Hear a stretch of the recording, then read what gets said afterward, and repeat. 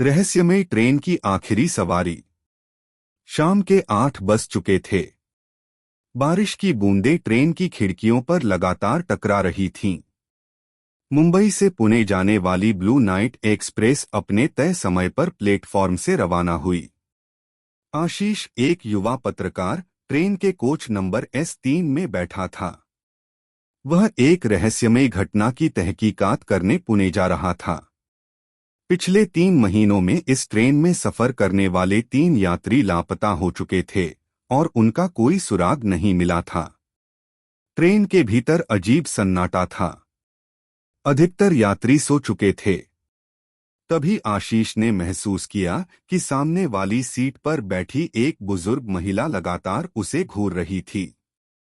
उनकी आंखों में एक अजीब सी बेचैनी थी। बेटा, तुम इस ट्रेन में क्यों चढ़े? महिला ने धीमे लेकिन कांपती आवाज में पूछा। मुझे कुछ रिपोर्टिंग करनी है, दादी। क्यों?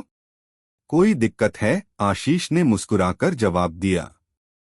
महिला कुछ कहने ही वाली थी कि अचानक ट्रेन की बत्तियां झपकने लगीं। तभी एक घबराई हुई आवाज सुनाई दी, बचाओ, कोई है? आशीष फौरन अपनी सीट से उठा और आवाज की दिशा में भागा। कोच के आखिरी छोर पर एक आदमी घुटनों के बल बैठा कांप रहा था। क्या हुआ? आशीष ने पूछा। मेरे साथ बैठा यात्री। वह गायब हो गया, आदमी ने हकलाते हुए जवाब दिया। आशीष के रोंगटे खड़े हो गए। यह वही पैटर्न था जो पिछले मामलों में देखा गया था। उसने तुरंत टॉर्च निकाली और आसपास देखने लगा। अचानक ट्रेन की बत्तियां पूरी तरह बुझ गईं। पूरे कोच में अंधेरा छा गया। और फिर आशीष को किसी के चलने की आहट सुनाई दी, बहुत हल्की लेकिन ठंडी हवा के साथ आती हुई। कौन है? उसने हिम्मत जुटाकर पूछा। कोई जवाब नहीं आया। अचानक एक ठंडी उंगली उसके कंधे पर पड़ी। उसने मुड़कर देखा, वह वही बुजुर्ग महिला थी, लेकिन उनकी आंखें अब लाल चमक रही थीं। तुम बहुत ज्यादा जान गए हो, महिला की आवाज अब गूंजने लगी थी, जैसे वह अकेली नहीं बल्कि कई आवाजें बोल रही हों। और फिर ट्रेन की खिड़कियां जोर से खुल गईं। एक अदृश्य ताकत ने आशीष को बाहर खींचने की कोशिश की। वह पूरी ताकत से दरवाजे को पकड़कर चिल्लाने लगा।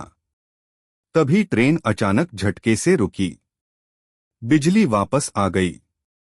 सब कुछ सामान्य लग रहा था, लेकिन बुजुर्ग महिला गायब थी। आशीष ने इधर-उधर देखा। कुछ यात्रियों की नींद खुल चुकी थी, लेकिन किसी को कुछ अजीब नहीं लगा। वह आदमी जो डरकर कांप रहा था, अब अपनी सीट पर सो रहा था, जैसे कुछ हुआ ही न हो। आशीष ने धीरे से अपनी जेब में रखा रिकॉर्डर निकाला। उसने चालू किया तो उसमें सिर्फ एक धीमी, खौफनाक आवाज सुनाई दी। अगली बारी तुम्हारी है।